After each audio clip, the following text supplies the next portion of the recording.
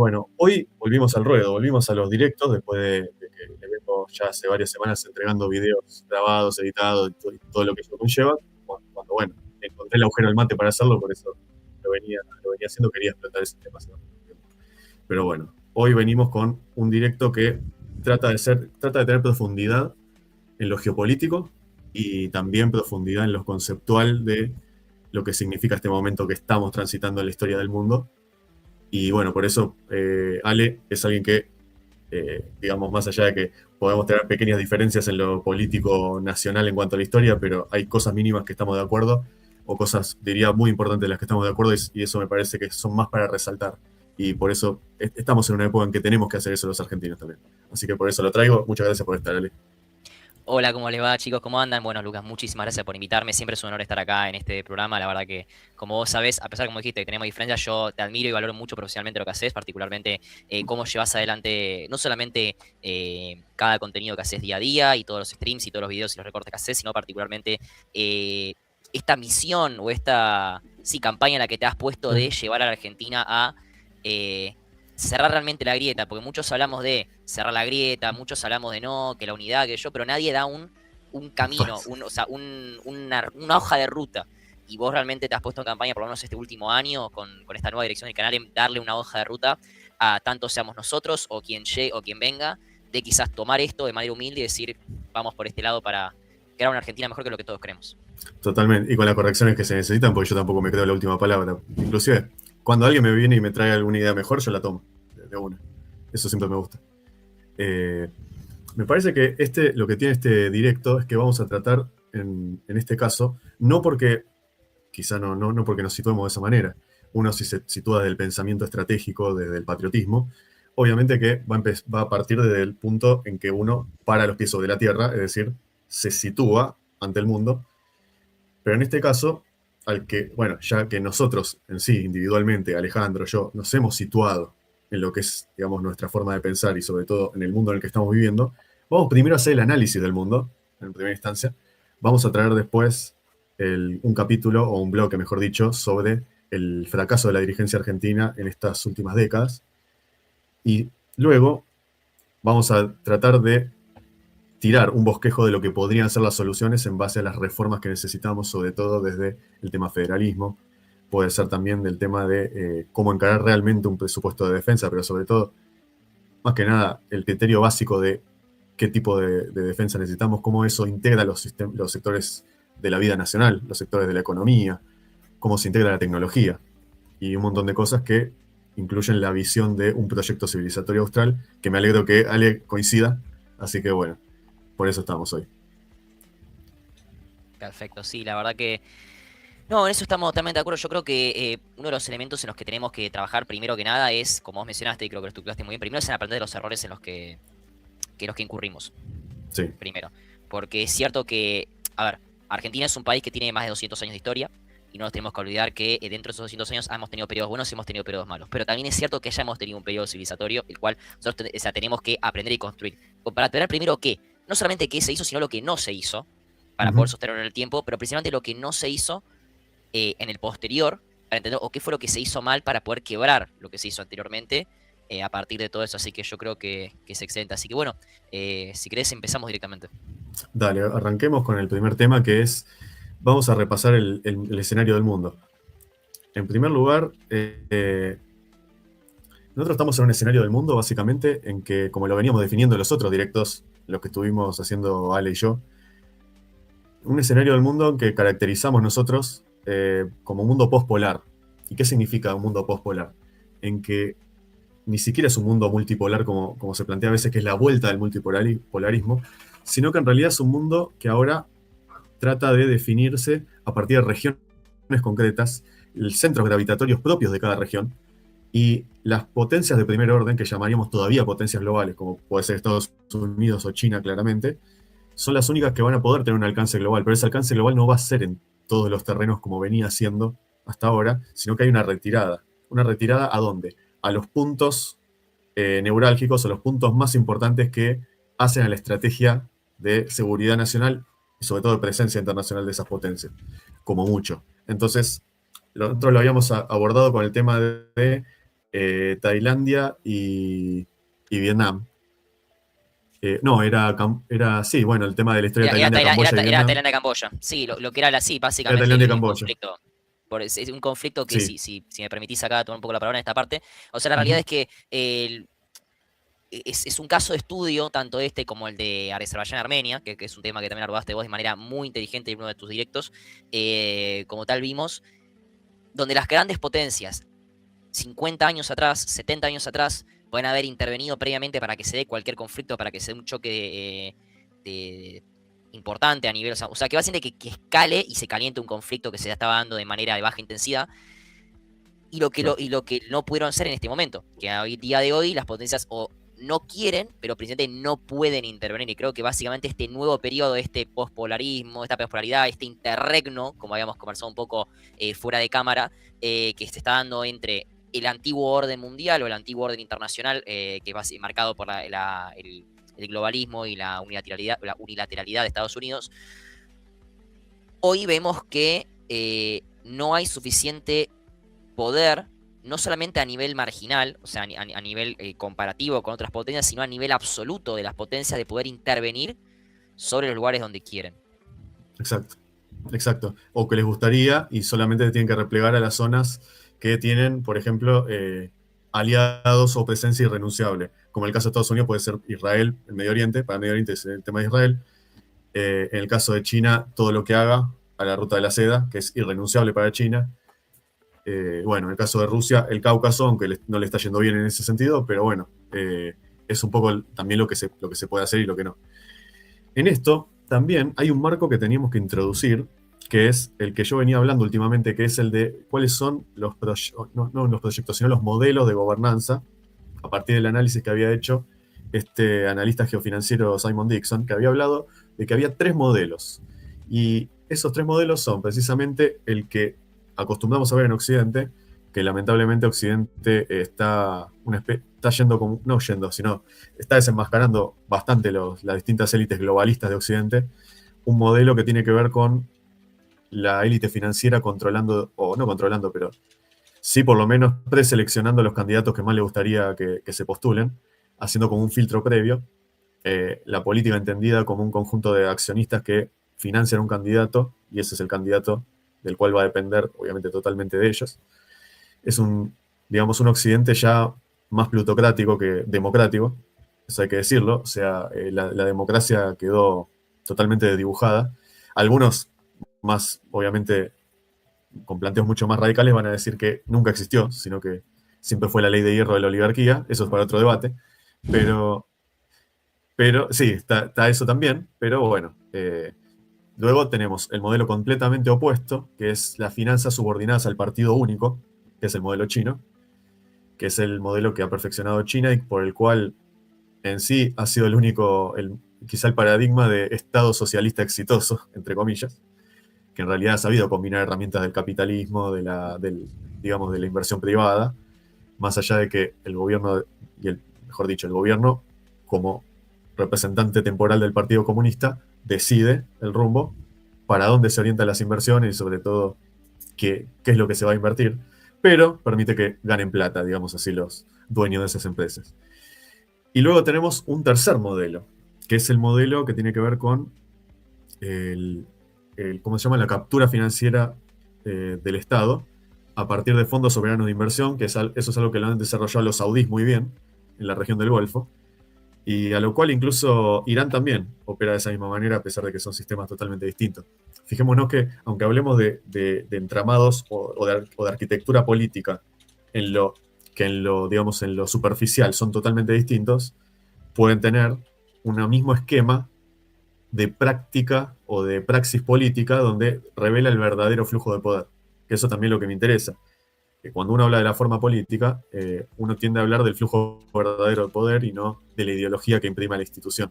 La ideología al final es quizá el contenido que uno decide, pero el envase, que es la forma política, en realidad es más importante, porque al fin y al cabo es lo que le va a dar forma a ese contenido. Entonces, en ese sentido, tenemos que hablar de esos 3 modelos y sobre todo plantear que si vamos a abordar un proyecto civilizatorio austral, soberano, sobre todo por las características que tienen esos modelos, Argentina no puede entrar en ninguno.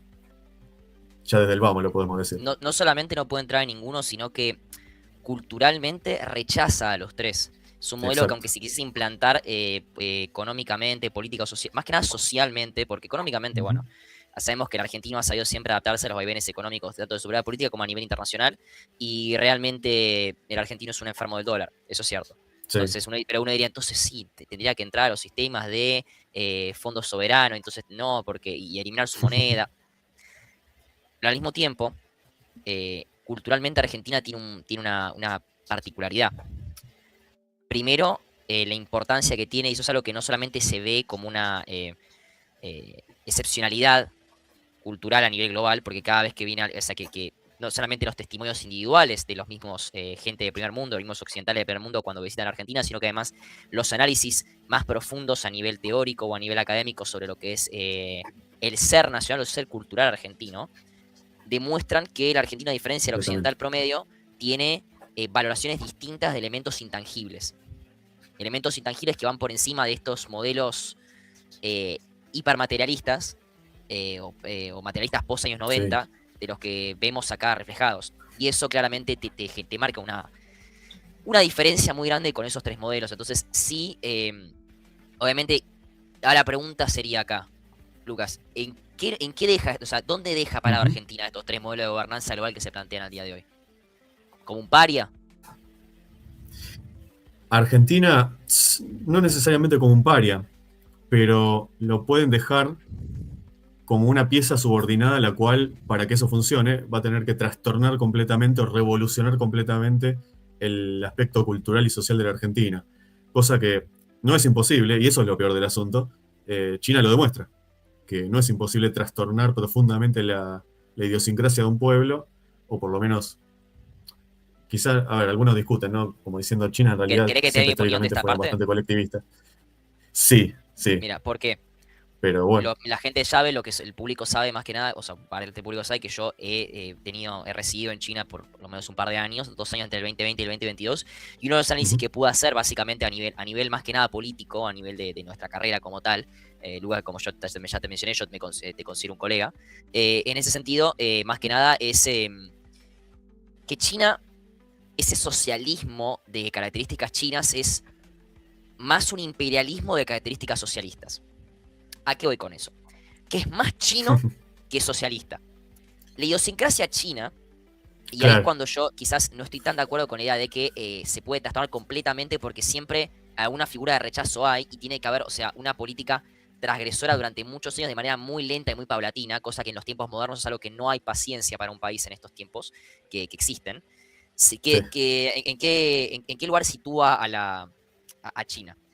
China toda la vida tuvo una idiosincrasia imperialista. ¿Qué significa? O imperial, de estructura política imperial. Tenés el emperador, que es figura de jefe de Estado, y que es un jefe de gobierno limitado. Es un jefe de Estado y un semi-jefe de gobierno. ¿Por qué? Porque esa gobernanza o ese gobierno claro, a nivel territorial lo comparte con un grupo de consejeros o que son como superministros, que actualmente se llama el Consejo de los Siete en China, en la China comunista actual, pero en su momento eran los consejeros del emperador. Por debajo de ellos claro, existe lo que es un gran consejo parlamentario, que hoy es el Consejo del Partido, es el Partido Comunista. Antes era lo que eran los grandes consejeros de la realeza o las grandes cortes de la realeza imperial de todas las dinastías que ha tenido China. Y por debajo de ellos tenés a los que son los grandes gobernadores provinciales, que antes eran, no serán virreyes o gobernadores colocados por la corona, y actualmente son gobernadores votados por el pueblo y consensuados con el partido. Eh, y ahí uno ve que las estructuras se repiten completamente. Uno tiene a Xi Jinping, que actualmente es el emperador de China, que hasta incluso se maneja de esa manera como un emperador. Es una persona que es jefe de Estado, jefe de gobierno, jefe de las Fuerzas Armadas y jefe de lo que actualmente ese tipo de concentra todos los poderes desde Mao. Es jefe también de lo que es el Ejército de Liberación, o sea, de todos los grandes poderes los controla él.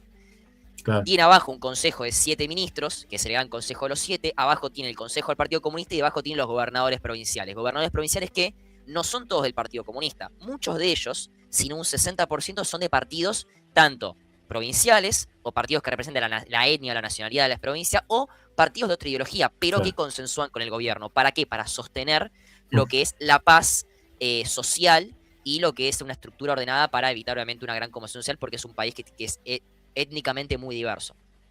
Entonces, Y La el realidad tercero es más que, grande del mundo. claramente, el tercero más grande del mundo. Ahora, adicionalmente a eso, lo que tiene China de importante, por decirlo así, es que China tiene, o sea, tiene una situación particular que es cuando se le planteó, o sea, se tiene un caso de estudio China, que es lo que fue la revolución cultural. China tuvo la revolución cultural con el gran salto hacia La famosa adelante en la revolución época de cultural. Mao Zedong. ¿Qué es lo que ocurre? Él se decide, en palabras cortas, para hacerlo en palabras cortas para que lo entienda la gente, se decide a eliminar todo vestigio previo de control, o sea, cultural chino, tanto imperialista como taoísmo, confucianismo, eliminarlo todo por una ideología, una idiosincrasia comunista. Ujú. Eso duró 5 años, 10 Sí, años, realmente no llegó a donde se quiso porque fue tan brutal que la misma población lo rechazó. Y ni bien muere Mao, una de las claro. primeras cosas que hace Deng Xiaoping y todo su núcleo por debajo es frenar eso. Es frenar eso y volver hacia una idea más tradicionalista china. ¿Por qué? Porque si no, vas a tener una segunda revolución Mm. comunista en tus manos y vas a tener una gran revuelta, que ya venían pasando, más a nivel local, pero se estaban acelerando. Sí, Entonces, eso te marca esa situación. interesantísimo. Sí, por eso te digo, yo sabía que había opiniones bastante encontradas, sobre todo cuando ya te plantean que desde la revolución de los boxers el nacionalismo chino ya era bastante colectivista. Eh, y de hecho, lo único que hizo Mao fue de alguna manera recoger un poco eso, tratar de tirarlo para el marxismo, y cuando vio que Pero, fracasó, pero, no le pero quedó otra que... tenemos caso de subversión cultural. El caso ruso. Sí, sí, claro, Entonces, no sé exacto. si querés comentar un poquito sobre esa parte. Sí, lo del. Antes quiero leer un poco acá que Sí. Pau está dejando los comentarios. Lo bueno es que tanto él como yo decimos que Argentina no es solo un país, sino una civilización. Sí, eso es muy importante. Es un salto grande, ya que la diferencia ideológica en nuestros casos no representa un impedimento. No, no, no, eso es cierto. Argentina es una civilización y yo creo que hay que tratarlo de la misma manera y no aceptar que no es simplemente una nación, porque de hecho, fíjate que las identidades culturales de Argentina preexisten en la nación. Con lo cual, eso nos deja en una situación totalmente distinta. A ver, espérenme que voy a hacer una cosa, pues se me está muriendo la batería del mouse. Pero bueno, gente, mientras está trabajando el UAS como tal, sí importante tener en claro que igual que China tiene una idiosincrasia propia, que básicamente el gobierno se amoldó a esa idiosincrasia y esa idea política, de la misma manera que Estados Unidos también moldeó su política, su Estado en base a la cultura preexistente norteamericana, también es cierto que Argentina, como Estado, como país, tiene que tener esa misma idea. ¿Por qué? Porque Argentina es de la misma manera que Estados Unidos es excepcional, o tiene un excepcionalismo importante a nivel cultural o sea, en su región. China tiene una excepción muy importante en lo que es su región. Argentina también es excepcional, o sea, tiene un excepcionalismo muy importante a nivel cultural y social dentro de esa misma región, comparado con el resto de sus ya ni me gusta decir el término hermanos latinoamericanos, porque realmente es un término para mí ya casi que anacrónico, por decirlo así, de sus eh, compañeros regionales, digamos. Bueno, nuestros vecinos. Nuestro vecino, vamos a decirlo así. Sí, bueno, vecinos son. Sí. No, igual no hay. A ver, no hay ninguna. A ver, bronca en sí no me gusta tratarlo como bronca. Sí, en todo caso, reconocer que hay cosas que no se condicen con ese ideario. Que eso, de hecho, a ver, conceptualmente lo venía pensando y tu definición me pareció excelente. Latinoamérica no existe, yo ya lo dije.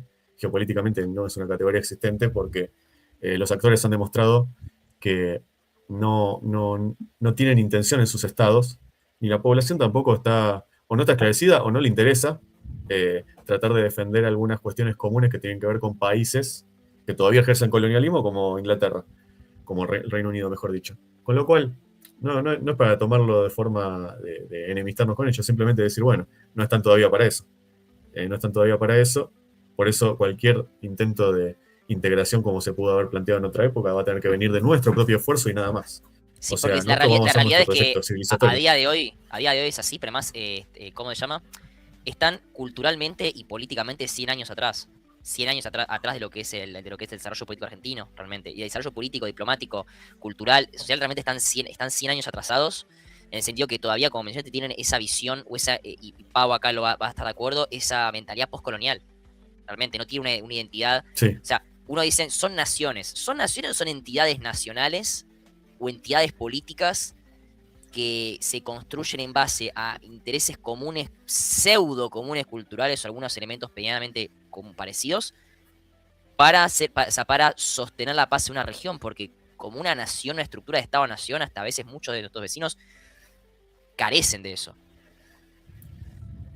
sí, sí, sí, sobre todo, a ver, también tiene que ver con que muchas de las historias de algunos de esos países vienen de haber sido virreinatos, ya sea el de Perú o el de Río de la Plata, o, ¿cómo se llama el virreinato?